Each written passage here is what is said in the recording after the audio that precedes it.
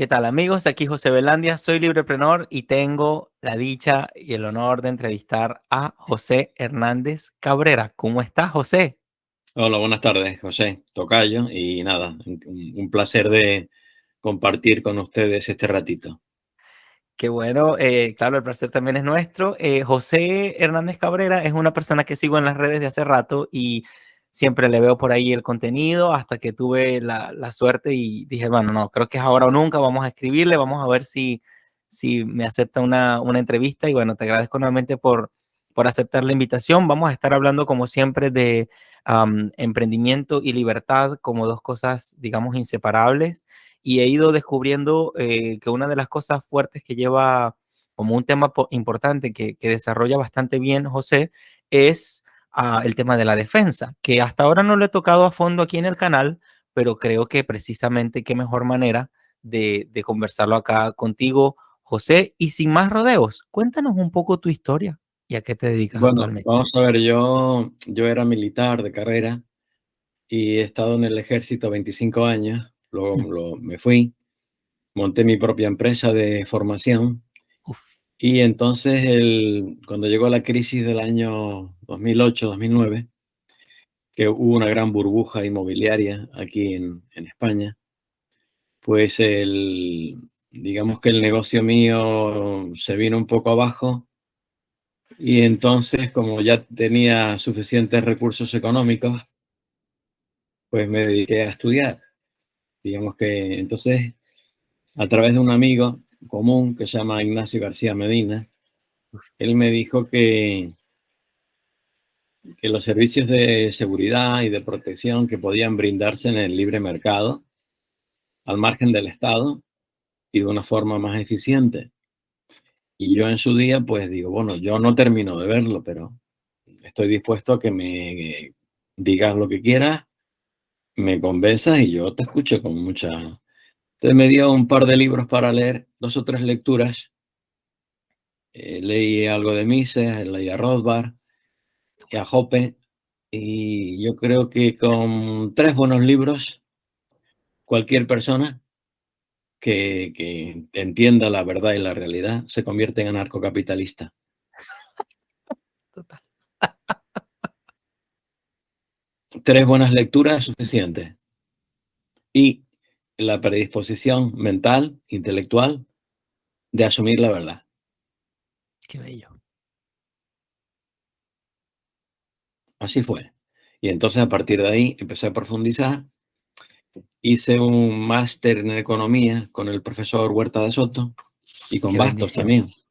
Qué Y bendición. entonces, a partir de ahí, y del máster, me propusieron hacer un doctorado. Y entonces le dije, bueno, vale, pues vamos a hacer el doctorado en economía austríaca relacionado con la defensa militar y demás. Wow. Y entonces, pues, mis directores de tesis doctoral eran Huerta de Soto, era el director principal, y Bastos era mi segundo director, que fue realmente quien me acompañó, porque a Huerta de Soto prácticamente era inabordable, ¿no? Entonces, fue todas las consultas que yo hacía, pues más o menos Bastos era quien me resolvía, aunque también tengo que decir que el doctorado es un camino que se recorre con mucha soledad. Estás tú solito Wow. frente al problema, frente a la investigación, y que por lo que yo he visto, ¿no? Los directores, bueno, más o menos sí te van orientando, pero el grueso del trabajo, más del 90%, mucho más del 90%, estás tú solo frente al problema y como tú puedes, lo sacas adelante y, bueno, sacas tus conclusiones y demás. Y así fue. Entonces, bueno, de ahí, una vez que terminé el doctorado con la tesis, la depuré y he publicado un libro sobre defensa y seguridad estatal o privada, ¿no? El título me lo sugirió Huerta de Soto. El libro se publicó y bueno, pues yo realmente, aparte de la defensa, pues hablo de otros temas que me interesan mucho, de economía, de filosofía política, de ética. Y bueno, pues básicamente actualmente estoy, por así decirlo, jubilado o prejubilado y dedico mi tiempo pues a pasar la vida bien, a hacer deporte, a no sé, trabajar en la huerta cuando puedo, tengo tiempo, voy a la huerta. Escribo en el Juan de Mariana, bueno, tengo una vida bastante cómoda y pues hago lo que quiero prácticamente, o sea que no me puedo quejar. Qué genial, qué genial. Me alegra mucho escuchar toda esta historia, querido tocayo. Y ha habido un proceso, digamos, un desarrollo desde, es muy interesante esto, ¿no? Ya trabajaste con algunas ideas previas sobre lo que era la defensa, hay un antes y un después a las ideas de la libertad o las ideas austríacas que fuiste descubriendo. Eh, ¿Cuáles fueron, no sé, uno, dos hallazgos así que fueron fundamentales para ti para decir, hey, esto de la defensa es mucho más interesante de lo que yo entendía? Bueno, vamos a ver, yo ya en el ejército me daba cuenta que el estamento militar dentro del Estado, cualquier estamento, cualquier organización estatal funciona como un sistema socialista. Mm, Esto, bueno, esto lo comenta Huerta de Soto y Mises, y bueno, es así. Es decir, donde no hay un mercado y un intercambio comercial de bienes y servicios, pues mm, eso es lo que es un sistema socialista. Es decir, yo cobro impuestos y le pago al proveedor. Eso se llama mm, gasto público. En ese sistema, digamos, no hay una contabilidad. El ejército, digamos que el ejército no quiebra, no tiene una bancarrota, siempre claro. existe ahí. Lo mismo que cualquier otro ministerio, ¿no? El Estado no quiebra, digamos. Entonces, el, yo cuando estaba en activo me daba cuenta de que había muchas ineficiencias, por así decirlo. No se miraba bien el dinero, claro, era un dinero público. Claro.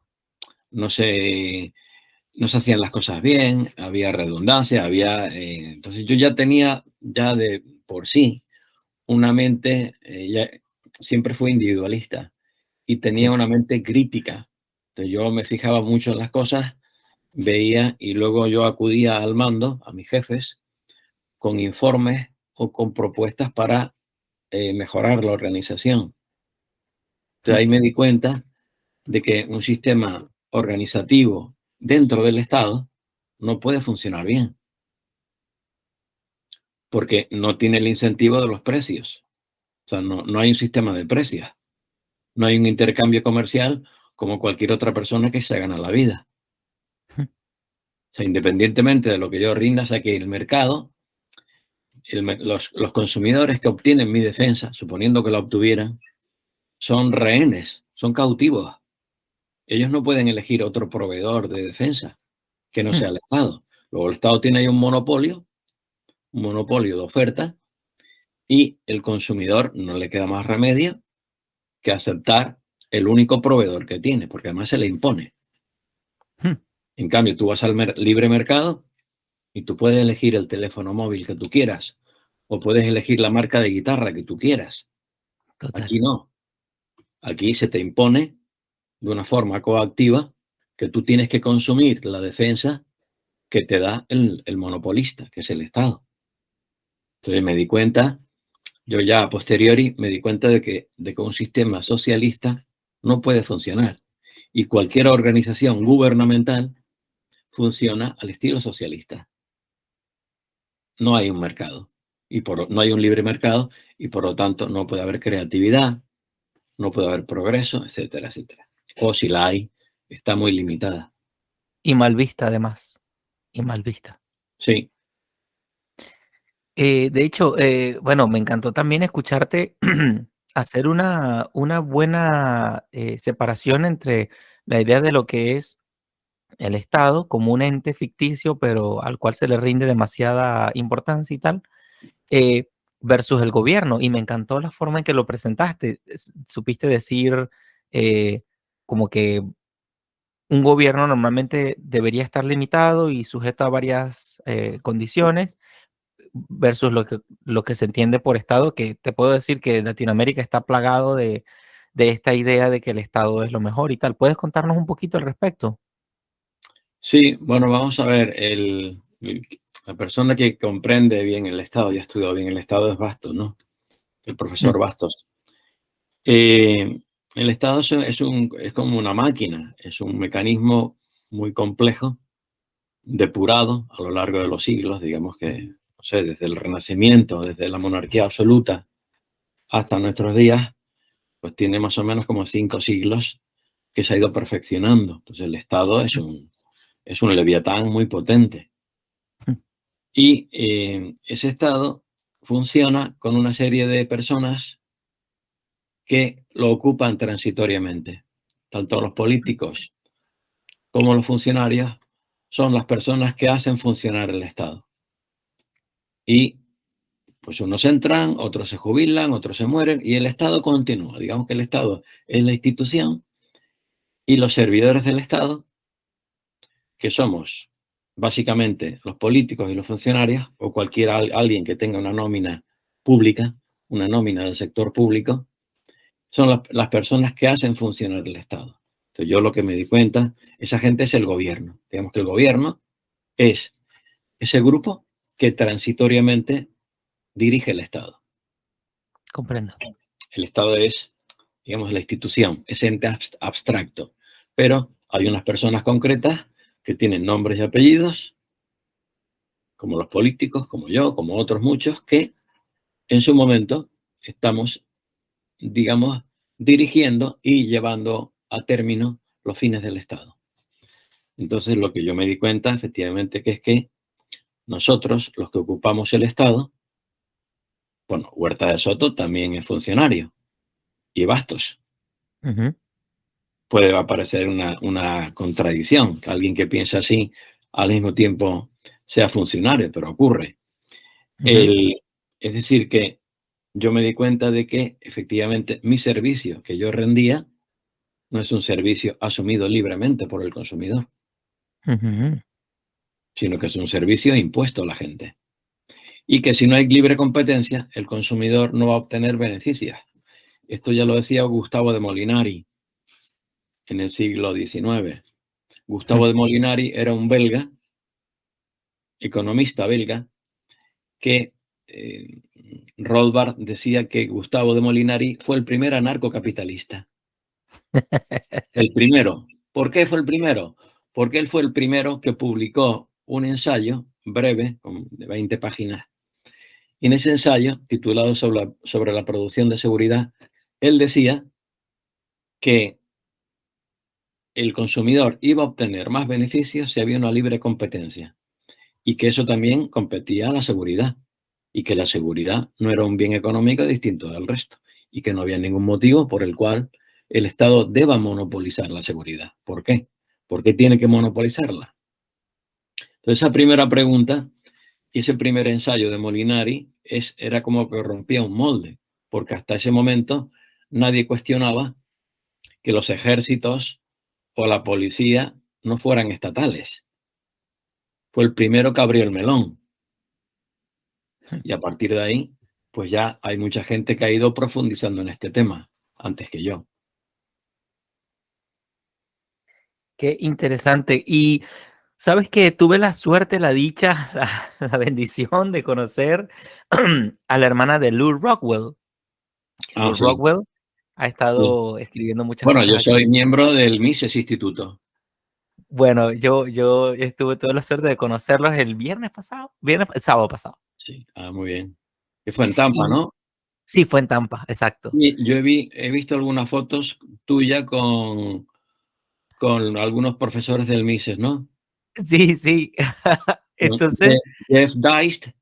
Jeff Deist, yes. Y el otro, Sí, había sí otro, vi había otro. algunas fotos. En Facebook o por ahí vi algo.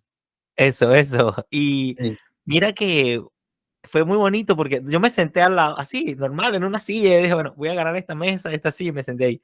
Y al lado de mí estaba una señora muy chévere.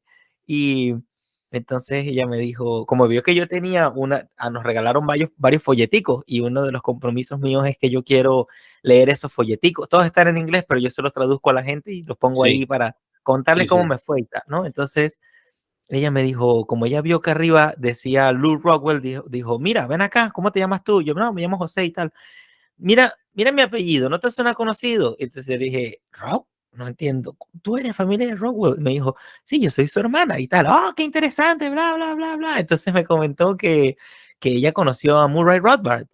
Entonces ella dijo que él era muy simpático, muy alegre, decía que tenía una chispa, una cosa así muy, de muy, muy buen sentido del humor y muy cercano Sí, sí, también. era carismático, sí.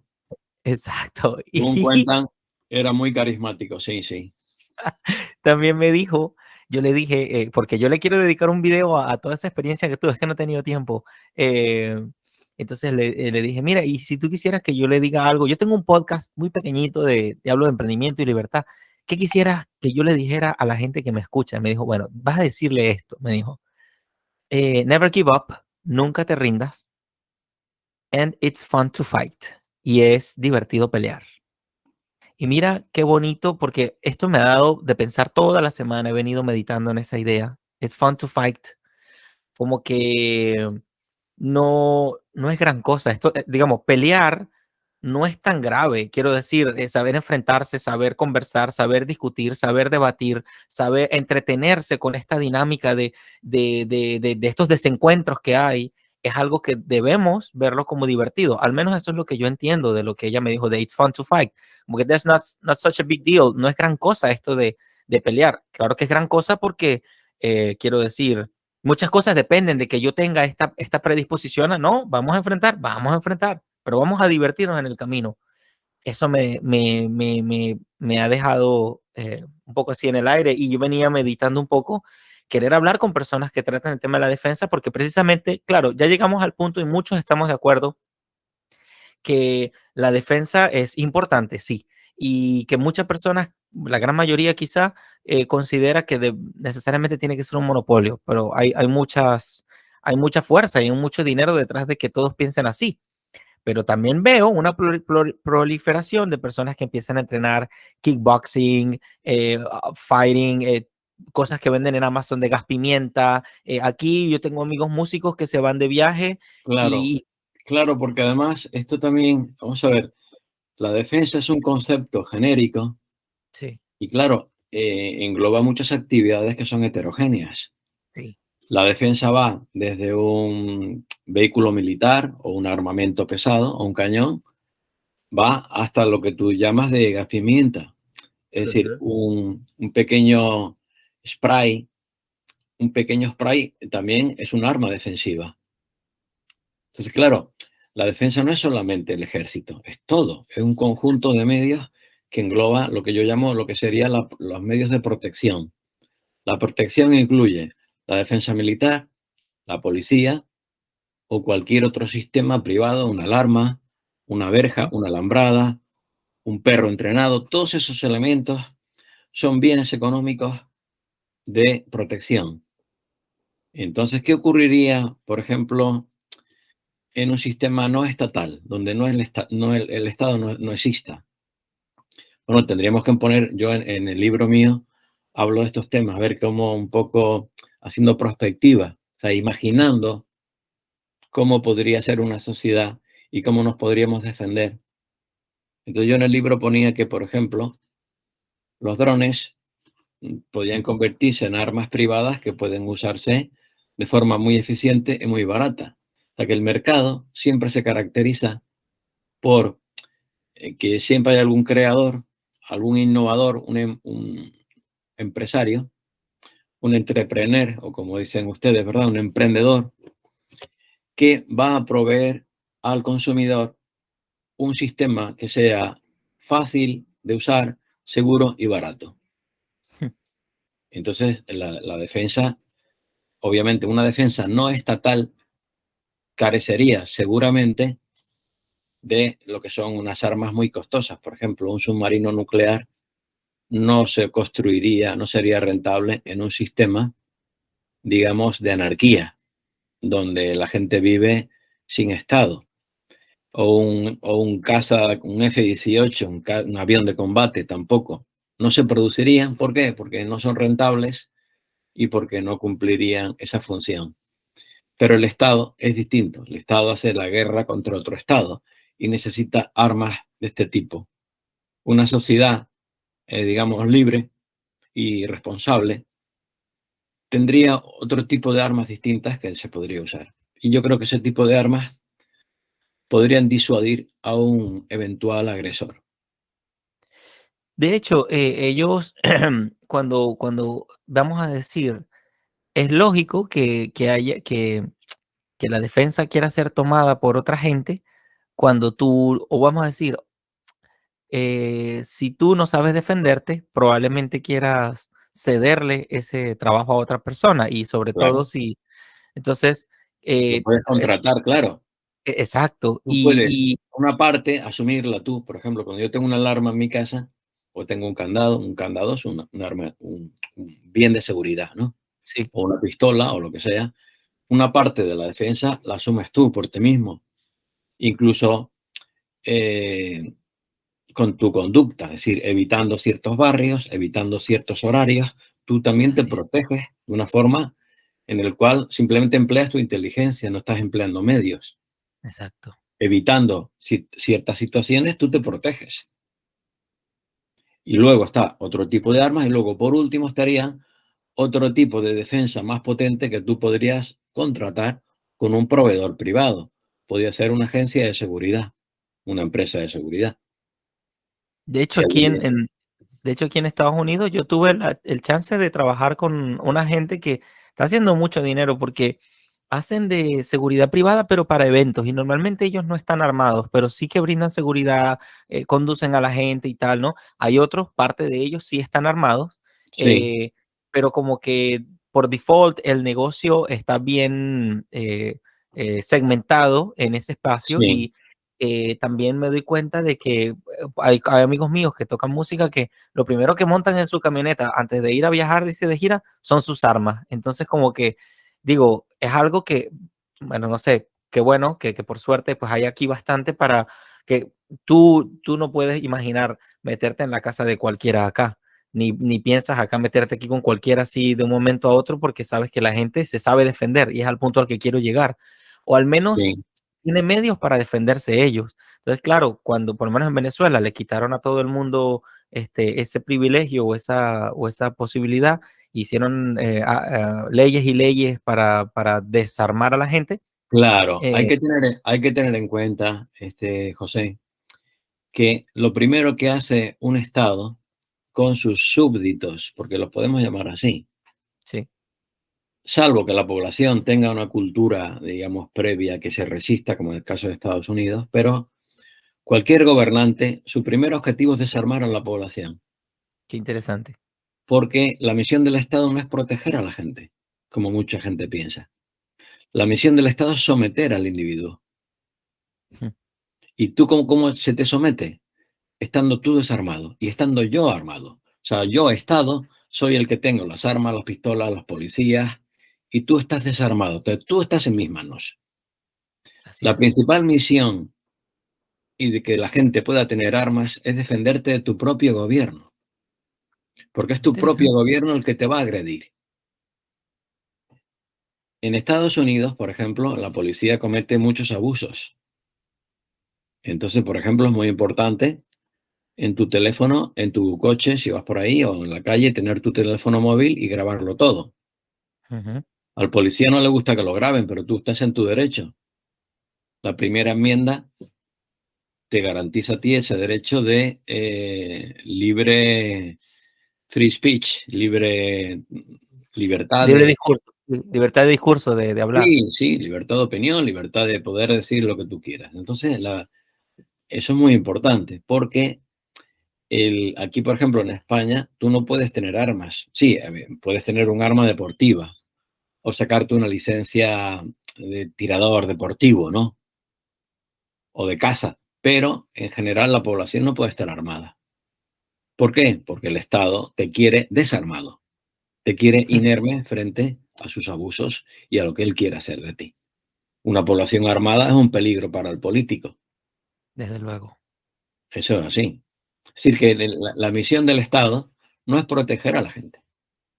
De hecho, en España, por ejemplo, tú estás en tu casa, te vas de vacaciones y cuando vuelves te encuentras unos ocupas, alguien que de forma ilegal rompió la cerradura y entró en tu casa. Entonces resulta que tú llamas a la policía y el Estado, que es la policía, el juez, no sé qué, puede tardar muchos meses en que tú recuperes tu casa. Ellos no te defienden, no defienden tu propiedad frente a un agresor. Y entonces aquí, curiosamente, ha aparecido en España una empresa que se llama Desocupa, una empresa privada. Qué fino, Y qué ellos, bueno. y ellos te devuelven tu casa en 2, 3 días. Tú les pagas. Lo que el Estado no hace en meses o incluso en un año, Qué bueno, la gente lo hace en 2, 3 días. Y legalmente, ojo, legalmente lo hacen, qué sin, bueno. sin infringir ninguna ley. Entonces ahí vemos la diferencia entre el Estado, que es ineficiente, te cobra impuestos, pero no te protege, y una defensa y una empresa privada que sin armas, en 2, 3 días te devuelve tu casa. Qué belleza, Tremendo, ¿eh? qué Cómo, belleza. cómo el mercado siempre sale de una forma espontánea, porque siempre hay un emprendedor que tiene esa Exacto. idea y está dispuesto a arriesgarse, y esa empresa ha ido creciendo en toda España y cada vez tiene más clientes. Qué bueno, qué bueno. ¿Y pudieras añadir algo más, ya que vamos por esta parte de la conversación? ¿Qué puedes decir más, no sé, a título personal o como alguien que ha caminado este terreno amplio de, bueno, de las ideas, de Bueno, conocer a vamos a ver, hay Aristóteles? una cuestión importante, vamos a ver. Para defender la libertad, eh, normalmente los anarcocapitalistas hemos sido lo que se llama austrolibertarios. Por un lado, manejamos la economía austríaca y por otro lado, lo que es la teoría libertaria, ¿no? Y esas dos cosas, pues, se complementan bastante bien, ambas. ¿Qué ocurre? Que la economía es una ciencia contraintuitiva, es decir, que es lo contrario de lo que aparenta. Como el sol, tú ves el sol y dices, bueno, ves el sol caminar alrededor de la Tierra, pero es al revés. En la economía ocurre lo mismo. Las cosas no son lo que parecen y tú las estudias, pero llegar con esa conclusión a las masas es muy complicado, Sí, porque llega un comunista o un populista o alguien, un socialista, que le dice 4 cosas en un meeting y en 5 minutos ellos hacen más fuerza que tú en muchos años de estudio. Entonces, el argumento económico es un argumento que lo puedes emplear en según qué ambientes, pero no tiene una gran rentabilidad, porque es una cosa incomprensible.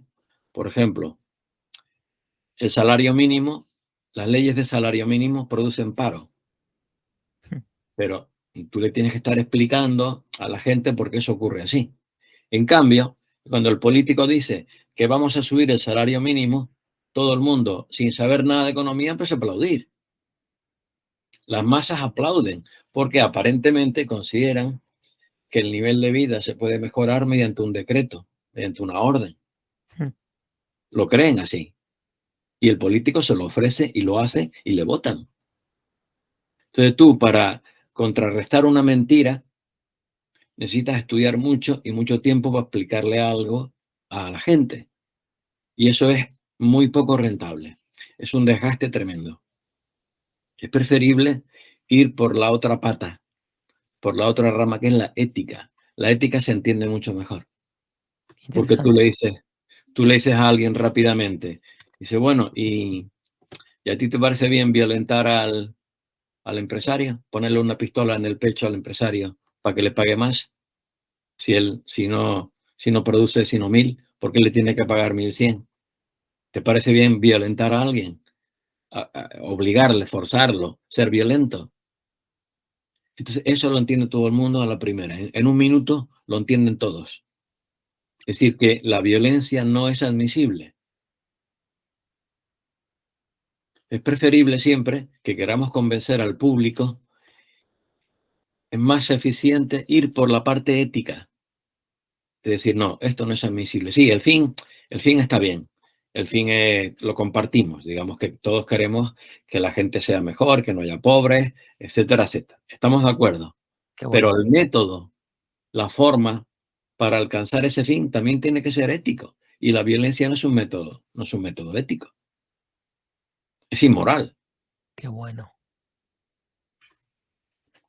qué bueno. Qué bueno, querido tocayo, excelente. Y a los emprendedores y a los innovadores, qué le puedes decir un poco en este sentido como para... A los emprendedores, la verdad, depende de dónde estén. A lo mejor en Estados Unidos es distinto, o sea, según el país donde está, porque cada país tiene diferentes niveles de agresión frente a los individuos. Sí, En Europa, por ejemplo, la regulación laboral es muy grande. Todas las leyes laborales son agresión, es una agresión a las partes, porque las partes, digamos, si no existiese ninguna ley laboral, pues tendríamos un mercado laissez-faire, un mercado libre mm, completamente libre, donde cada uno, todo el mundo trabajaría, no habría paro prácticamente, estaría en el paro el que no quiere trabajar, pero todo aquel que quiere trabajar va a encontrar un empleo a un salario de mercado. Nadie se queda sin trabajar. mm, Entonces, toda esa coacción laboral, de leyes laborales, lo que hacen que son dificultades para el emprendedor. Salvo que el emprendedor sea una persona individual, sin empleado. Si tiene empleado, está jodido, con mm, perdón por la palabra, mm, porque ya le ponen como a Atlas, ¿verdad? Como el Atlas, ese gigante sí, que iba con la bola aquí del sí, mundo, ¿no? En las espaldas. El Estado, el gobierno le pone encima del empresario un montón de cargas que luego, en última instancia, las paga toda el empleado. Recaen todas. Es decir, todo lo que el Estado le regala, el gobierno le regala como dádiva, como privilegio al trabajador, por ejemplo, días libres, un mes de vacaciones pagado, vacaciones por tener un hijo, vacaciones por casarte, por contraer matrimonio, mm, paga extra, todos esos que los de izquierda y los sindicalistas llaman conquista social, mm, todo eso, en última instancia, lo tiene que pagar las cotizaciones también, que son un epígrafe gordo. sí, Todo eso, en última instancia, lo tiene que pagar el trabajador con su productividad, si no queda despedido. Eso la gente no lo entiende.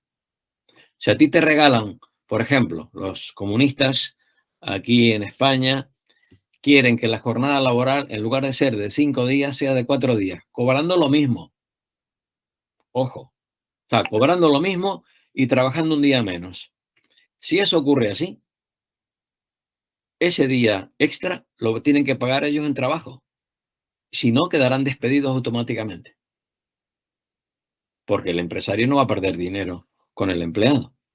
Luego, un emprendedor que tiene empleados, por lo menos en Europa, lo tiene mal, tiene una gran carga, un gran obstáculo. Ahora bien, si es un emprendedor individual, está mucho mejor.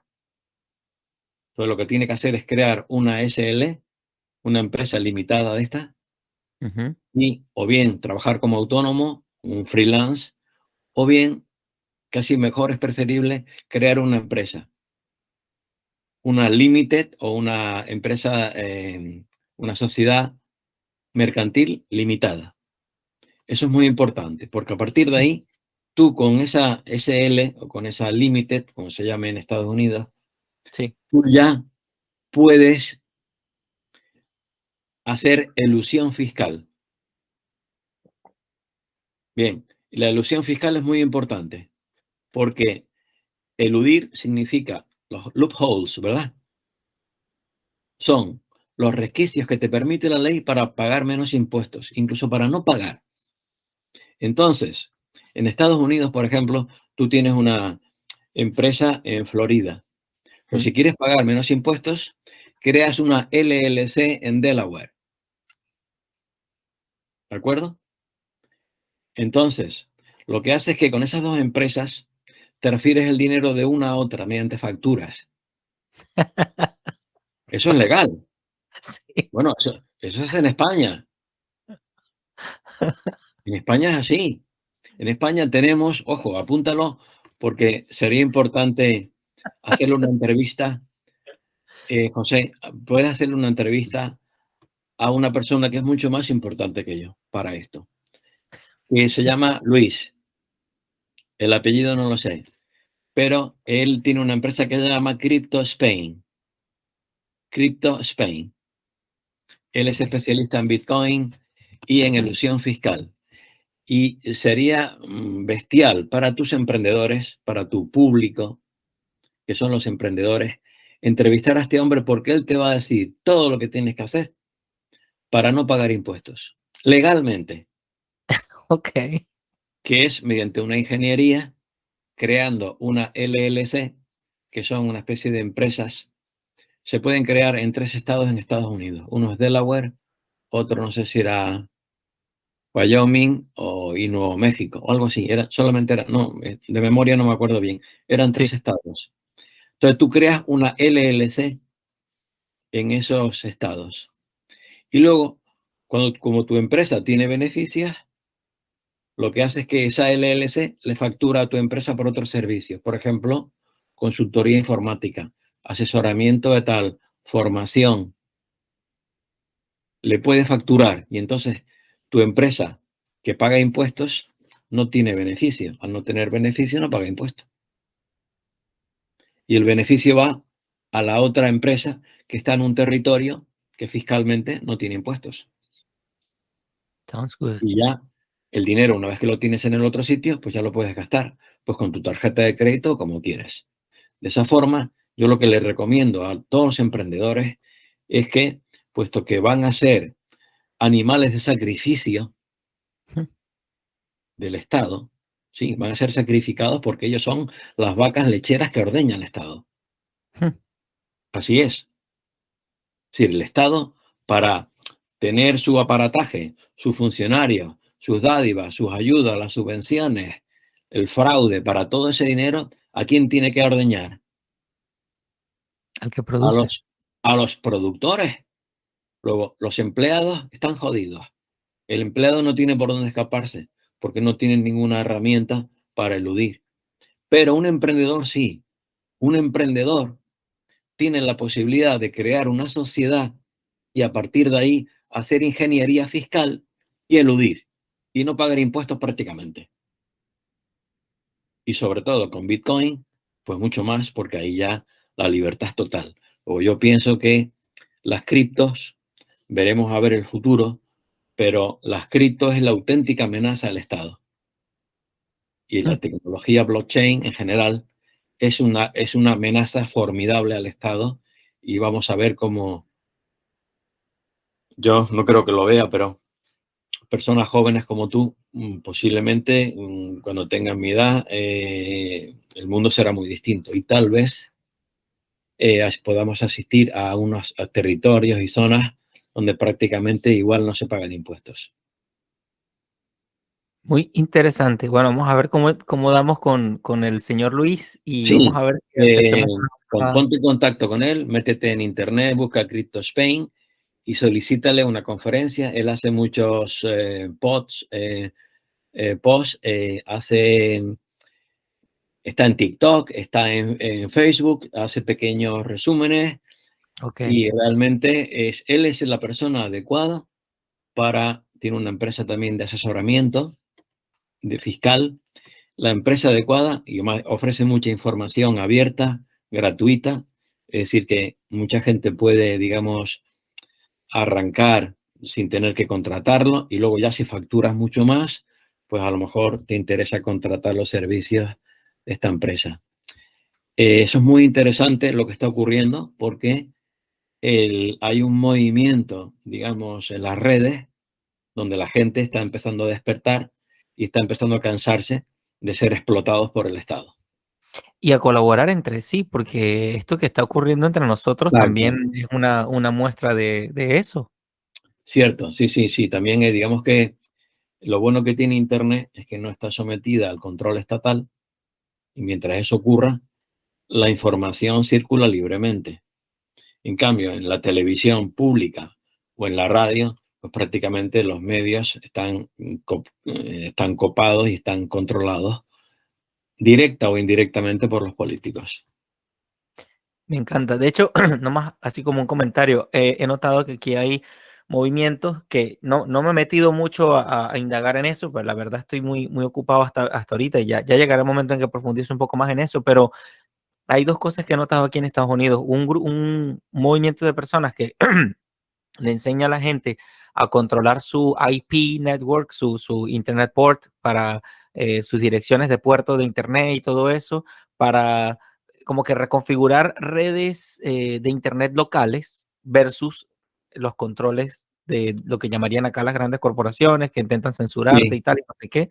Hay personas que enseñan eso y hay otras personas que están enseñando una forma de renunciar a la nacionalidad para declararse em, nativo en lugar de declararse citizen, ciudadano. Entonces, sí, como que hay como que una sí. especie, y hay un muchacho aquí, no quiero decir muchacho, un señor pues muy power que estaba dictando una conferencia en el Mises Institute que hablaba de como que divorciarse de la nación. Entonces, como que hay un conjunto de formas legales y tal, de uno divorciarse del Estado y fungir como nativo. Hay cosas interesantes que se están dando definitivamente. Sí, hay muchas cosas que están por ahí circulando y yo creo que hay que estar atentos y sobre todo yo creo que lo más importante es que cada uno de nosotros en su ambiente próximo. Yo, por ejemplo, estuve hoy en casa de mi madre y estuve ahí hablando con un matrimonio cubano que cuidan a mi madre y yo hoy estuve más de una hora y pico hablando con ellos sobre la libertad, sobre el Qué bueno. comunismo, sobre... entonces, todos nosotros siempre tenemos la oportunidad de, de una forma simbólica, ser apóstoles de la libertad. Es decir, Sí, que eh, difundir esas ideas que son tan bonitas y son tan justas, difundirlas en nuestro ambiente, crear, hombre, si eres un creador de contenidos como tú, pues genial, porque puedes llegar a un gran público. Eh, Podemos hacer seminarios de economía, podemos hacer jornadas de conferencias, podemos en Facebook hacer comentarios y siempre, bueno, esa labor no, pues es importante y si cada uno de nosotros pues está ahí trabajando, pues algo se notará. me encanta. ¿Y qué pudieras, bueno, creo que hemos cubierto ya, no ha hecho falta ni siquiera seguir las preguntas porque creo que las ha cubierto todas, las hemos cubierto todas. Eh, ¿Qué puedes, pues ya tú tienes ya un camino andado, has conocido mucha gente, has atravesado varias situaciones y tal? ¿Qué nos puedes decir para saber hablarle a la gente, para saber entrarle, para saber comunicarnos con las personas y hablarle un poquito de la libertad, como hiciste con el matrimonio cubano? ¿Qué consejo nos puedes dar?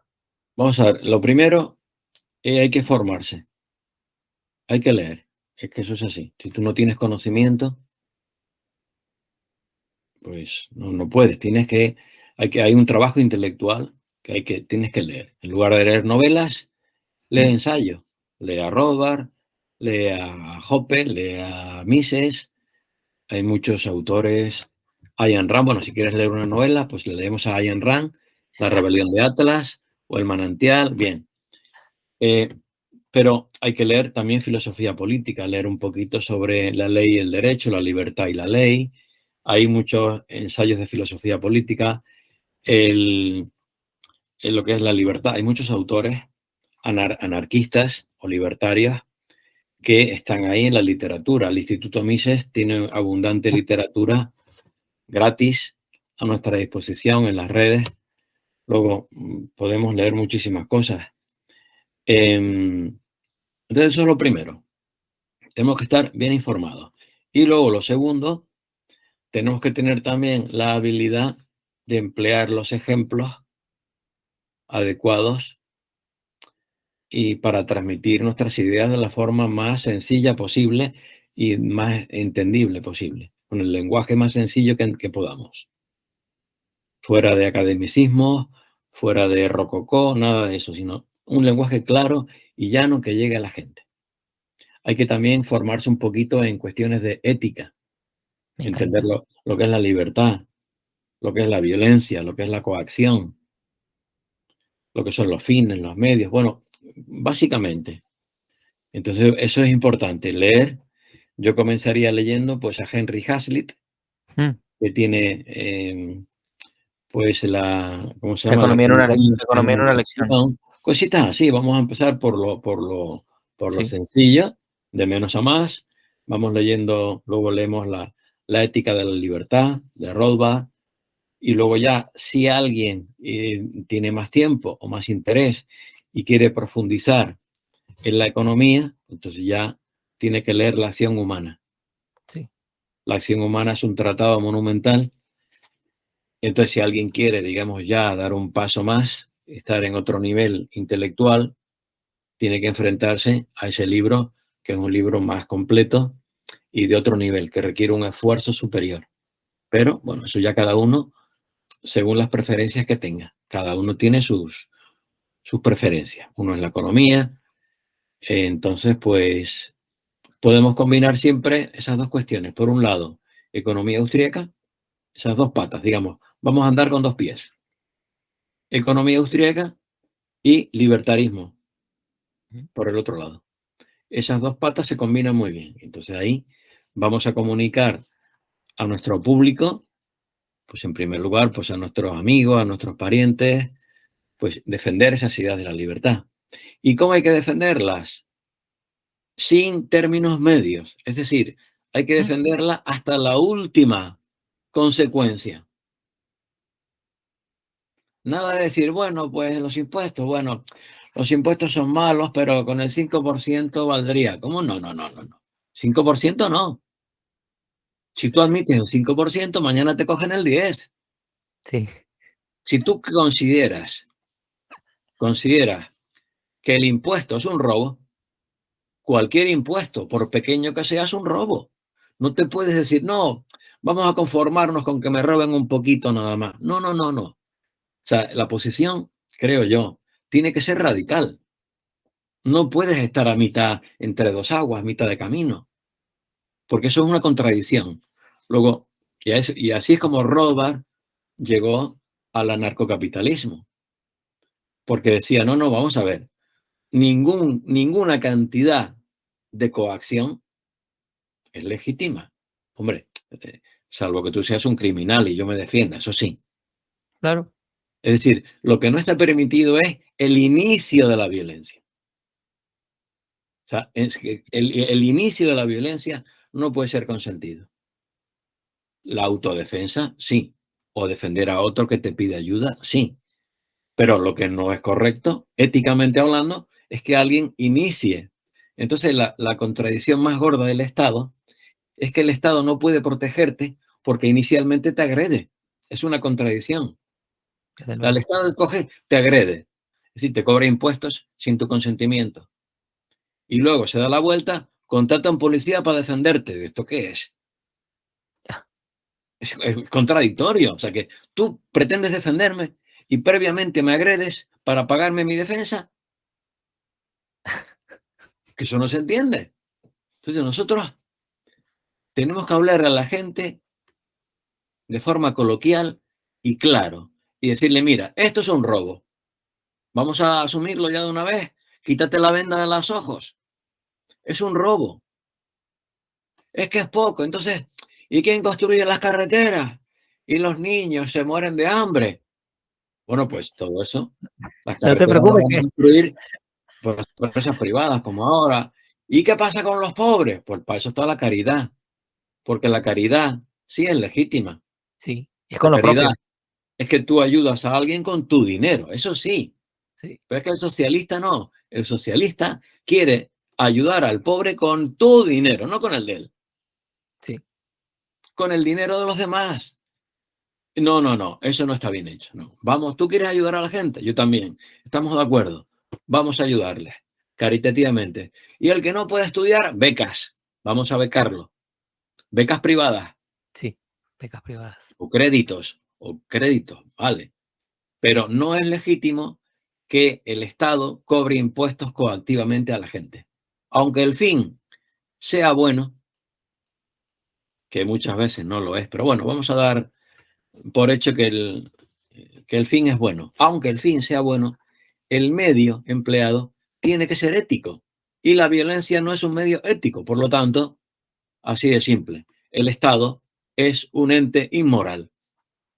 hablando claro. Además de que parten de la idea de que esto es algo que no tenía rato sin mencionarlo yo, que era, te meten en la idea que tú no eres capaz de valerte por ti mismo, como tú no eres Ah, capaz de bueno, valerte por ti claro, claro, mismo. claro. Ahora, no, tú no eres capaz de defenderte por ti mismo, como tú no eres capaz de defenderte. Dan por sentado. O sea, hay Sí, una cosa de la autoestima, no sé cómo quieras llamarlo, la verdad no me importa cómo se llama eso, pero el valor propio que tú sientes afectado cada vez que te dicen, no, tú no puedes. No, tú no puedes. Yo lo voy a hacer. No, tú no puedes. Entonces, detrás de cada justificación de estas políticas hay una aceptación de que tú no puedes. Es que yo lo viví en Venezuela. Yo vengo de un sí, sitio donde todo el mundo vivía súper bien hasta que llegó alguien a decirle, no, mira, es que tú estás mal, otro está mejor y la culpa es de otro y yo estoy en el medio, llenándome de los bolsillos, llenándome los bolsillos, ¿no? Entonces todo el mundo empezó como con una psicosis de que es que claro, ellos empezaron a decir, muchos empezaron a decir, claro, ya entiendo por qué soy pobre porque otro tal, ya entiendo porque yo no puedo, entonces como yo no puedo, no sé qué, entonces claro. esa idea pues se Fíjate que proliferó. también hay otro libro de Mises. Mises tiene unos cuantos libros muy buenos, ¿no? Digamos, el libro económico más importante es La acción humana. Luego tiene un tratado que se titula El socialismo, que es una refutación brutal de lo que es el sistema socialista. Luego tiene otro libro que se llama Estado Omnipotente. Tiene otro libro que se llama Burocracia. Bueno, la literatura de Mises es amplia, ¿eh? Y también tiene un libro que se llama The Anticapitalistic Mentality, la mentalidad anticapitalista. Y habla de ese tema, José, que tú estás comentando ahora. Es decir, la envidia, Sí. la envidia.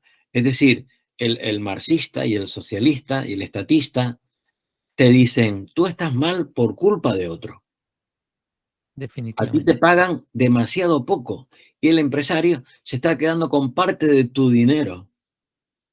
Entonces yo voy a hacer leyes para que él no te robe lo tuyo. Entonces esa gente vota al Estado, vota a los políticos, porque le está metiendo en el cerebro la semilla, el rencor, el resentimiento de que está siendo explotado por el empresario. Esa mentalidad todavía existe y abunda, esa envidia.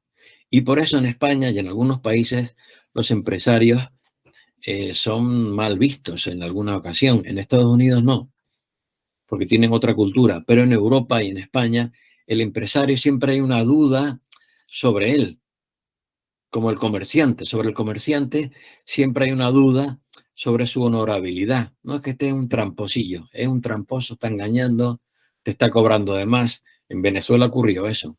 La Sí. subida de los precios le echan la culpa al empresario, que es avaricioso, o al comerciante, que es avaricioso, y él es el que sube los precios. Cuando ya sabemos que la subida de los precios generalizada es culpa del gobierno, que tiene una máquina de counterfeiting, de falsificación de moneda, que es el Banco Central. La Reserva Federal tiene una maquinita que imprime billetes. Eso es un crimen.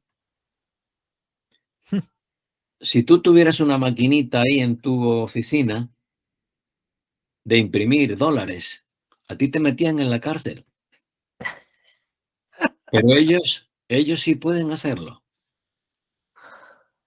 Ellos pueden imprimir todos los billetes que quieran, todos los dólares que quieran, y no los meten en la cárcel. ¿Por qué suben los precios? Porque tienen una máquina de imprimir. Y cuanto más imprimen, hay una mayor cantidad de dinero compitiendo por los mismos bienes. Entonces los precios de todos los bienes suben. No es culpa del empresario, ni del especulador, ni del avaricioso. Es culpa del gobierno. Pero explicarle esto a la gente lleva un tiempo. La gente no lo entiende. Entonces llegaba alguien con un micrófono, un tío que no tiene cerebro, que no ha estudiado nada, con un micro, y a las masas le dice, como Chávez, ¿no? Sí. En Venezuela, y le dice a las masas que la culpa de que los alimentos sean más caros es del comerciante. Y la gente se lo cree, porque la gente es inculta. Luego, un pueblo necesita cultura para evitar esa manipulación del político. Y ahí Y, estamos nosotros. Y esa cultura, me gusta decir siempre, no es la cultura que te da el ministerio gratuita, es la cultura que tú buscas con tus propios medios y que tú, o sea, exige un esfuerzo propio, no Claro, colectivo, sino propio, que tú, vamos a decir, no es que el pueblo es inculto, es que todos somos incultos, incluso a cualquier nivel es mucho lo que tenemos que aprender, es mucho lo que tenemos que desarrollarnos y que no todo es información, también está el hacer, la práctica, lo que dice Huerta de Soto, el conocimiento práctico. Entonces, en esta charla que tuve con el Instituto Mises, decía que la noción del tiempo, no solo por el tema de preferencia temporal, sino nosotros pensamos que como ya pasamos la revolución industrial, pisar un botoncito sale mucha producción, pisando un botoncito, pero el proceso económico no es pisar botoncitos, es un tiempo de aprendizaje, de implementación, de cálculo, sí. ganancias, pérdidas, que como tú lo dices bien y me ha encantado tu punto de, pues claro, lleva tiempo a entender y la ética quizá nos va a ayudar, quizá a fuerza de ética se aprende un poco más rápido de economía. Perdona, José, voy a abrir un poquito más la ventana porque está oscureciendo aquí en Tenerife. Estamos en otro horario Ok, y ya se está haciendo de noche. Voy a abrir un poquito aquí. Y ahora tal vez se ve un poco mejor. sí, sí, sí. De hecho ya quedan son unos pocos minutitos Bien, este, entonces estábamos hablando de los emprendedores, ¿verdad? sí. Entonces el emprendedor, por un lado, tiene que entender que a él, que lo que él produce es de él. Es decir, tiene que tener una ética, lo que se llama la virtud del egoísmo, lo que Ayn Rand dice, la virtud del egoísmo. ¿Qué es eso? Entender que lo que tú produces es tuyo, no es de nadie más, no es del Estado. El Estado te está robando lo que es tuyo. Eso es lo primero que tiene que entender.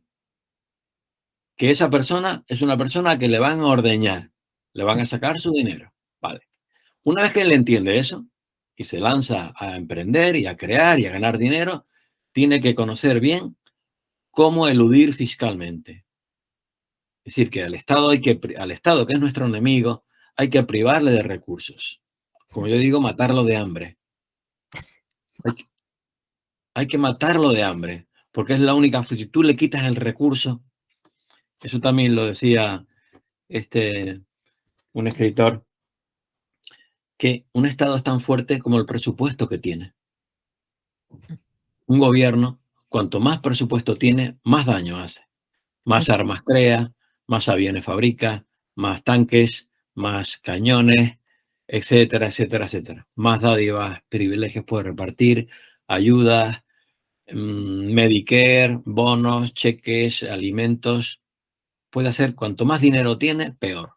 Entonces, es importante que nuestro dinero nos lo quedemos nosotros y no nos lo roben. Y para eso hay que entender toda la ingeniería fiscal para crear distintas empresas y eludir, ¿vale? Dentro de la ley. También se puede evadir incumpliendo la ley, pero ya ahí estamos asumiendo unos riesgos superiores. Sí, exacto. Vamos a ir poco a poco, ¿no? Pero incluso la evasión fiscal sería legítima, también es legítima, pero ya te la estás jugando. Bien. Sí. Y luego también es importante que el empresario se defienda frente a las agresiones sindicales o del Estado o lo que sea. Así que levante la voz y que se ponga de pie y que defienda sus derechos. Porque normalmente el empresario agacha la cabeza, no dice nada e intenta él sobrevivir como buenamente puede. Entonces también tiene que tener un poco de orgullo para defender lo que es suyo y no permitir que le estén continuamente, con distintas regulaciones, le estén continuamente amargando la vida. Muy bueno, muy bueno. Bueno, querido José, una última cosa. Hay una pregunta secreta que siempre el anterior entrevistado, yo les pido que haga una pregunta al siguiente entrevistado. No sabíamos que eras tú. Entonces, te cuento rápidamente quién es el muchacho. Él se llama Ezequiel Bazán. Él está en Argentina, un muchacho de 21 años, creo. Y bueno, él está trabajando con Students for Liberty allá abajo en Argentina y estuvimos hablando también de emprendimiento, libertad y todas estas cosas. Él hizo la siguiente pregunta, porque estábamos hablando un poco de, sí, que a la gente como que en Latinoamérica le interesa demasiado, pues por razones amplias, la idea de la democracia y tal. Bueno, es lo que nos enseñan en las escuelas por muchos años, ¿no? Y lo vemos también repetir y repetir y repetir. Entonces, mucha gente, pues, que, como tú lo dices, ¿no? Quieren un fin, pero de pronto no ven el medio para llegar allá. Entonces, hablábamos de la democracia y de que nosotros, los liberales o libertarios, en mi caso, en nuestro caso, anarquistas o libertarios, los partidarios de la libertad, para que se entienda quizá más fácil, queremos que realmente, o sea, no entrar tanto en disputas entre nosotros, sino más bien unir esfuerzos y llegar a conciliar la importancia y las acciones que debemos tomar frente a la libertad. Entonces, la pregunta de él fue, ¿cuál sería la mejor forma para fortalecer el liberalismo? ¿Cómo hacer que el liberalismo sea verdaderamente libre? Esa fue la pregunta de Vale, Ezequiel. ¿Qué pues dirías? sí, yo creo que ya hoy lo hemos visto. Esa pregunta yo creo que está respondida porque yo ya he comentado que la mejor forma es la vía ética. Muy bien. Es la forma más sencilla, menos costosa en tiempo de formación y que todo el mundo entiende a la primera. Por ejemplo, la gente dice, no, es que hay que subir los impuestos y tal. Y yo le digo una cosa, vamos a ver, ¿robar a un pobre es un robo? Wow. Sí, robar a un pobre es un robo, vale. ¿Robar a un rico es un robo o no es un robo? Si tú le robas a un rico, ¿es un robo o no?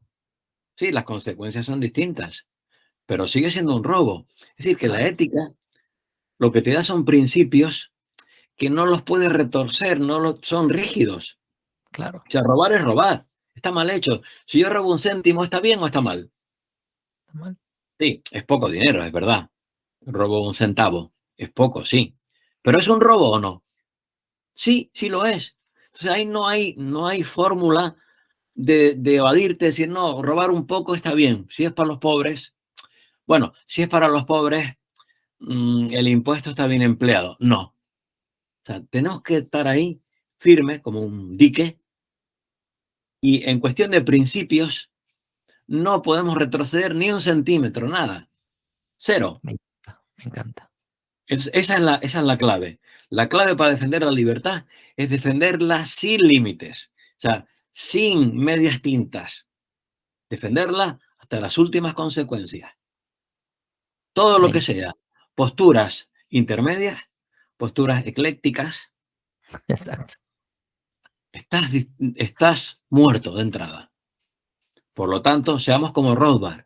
Rothbard defendía en la ética de la libertad, lo defendía hasta las últimas consecuencias. Y cuando tú defiendes la libertad hasta las últimas consecuencias, llegas a la conclusión de que el Estado no es un ente admisible, no es éticamente admisible que cobre impuestos y que te obligue a consumir lo que él desea, la seguridad, la sanidad, por muy buenas intenciones que tenga, lo que hace no es admisible éticamente. Esa es la vía. Me encanta. Y claro que sí. Entonces la invitación, respondiendo a la pregunta de Ezequiel, la invitación es a profundizar y a agarrar más habilidad en este tema de la ética, agarrar más habilidad para poder también nutrirnos más nosotros como liberales y como partidarios de la libertad y a nutrir a otros o a conducir a otros a que se nutran, ¿no? Porque hay un tema de conciencia propia individual que todo el mundo también está en ese proceso de caer en cuenta, oye, es que yo lo único que está a mi alcance es lo mío, lo propio. ¿Y cuál sería, querido José, tu pregunta para el próximo entrevistado? Que no sé quién es todavía, estoy en ese proceso. ¿Qué le Si no sé gustaría? ¿Qué quién te es, gustaría? eh, no lo sé. Si no sé quién es, ¿cómo voy a hacerle una pregunta a alguien que no lo conozco? Es random, es un juego, o sea, siempre hablaremos de libertad y Un emprendimiento. juego. ¿Qué Bueno, te yo gustaría podría preguntar? yo podría preguntarle lo mismo que me han preguntado a mí. ¿Qué haría él? ¿O qué Ok, hace él, mejor dicho? No, me ¿qué gusta, haría? No. ¿Qué haría? No. ¿Qué hace actualmente él para defender la libertad? me encanta.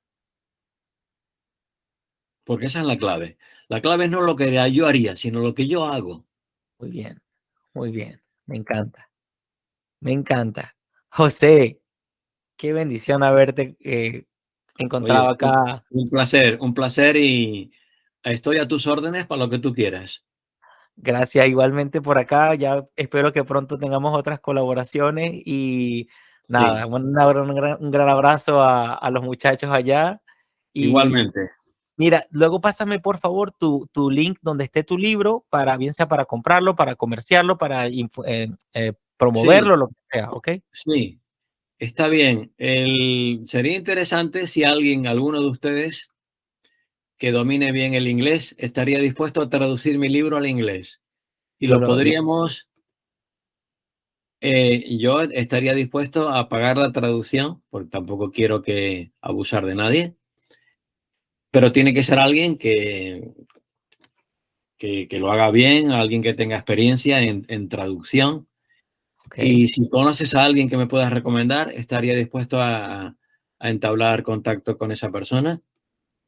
Y mientras tanto, pues te voy a enviar un link a mi blog. Tengo un blog Ok. donde hablo de estos temas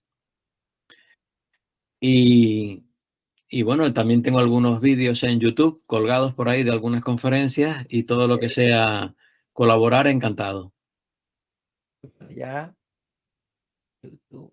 Bueno, voy a tomarme en serio esta tarea para ayudarte con el.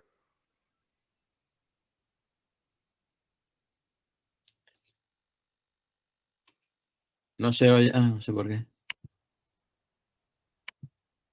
No se oye. Ahora sí me escuchas. Ahora. Sí, vamos a ver qué sale de esto. Yo voy a Bueno, ver a quién te consigo para ayudarte con eso. venga, gracias, José. Un gran abrazo, tocayo. Un abrazo y Cuídate hasta la mucho. próxima. Seguro.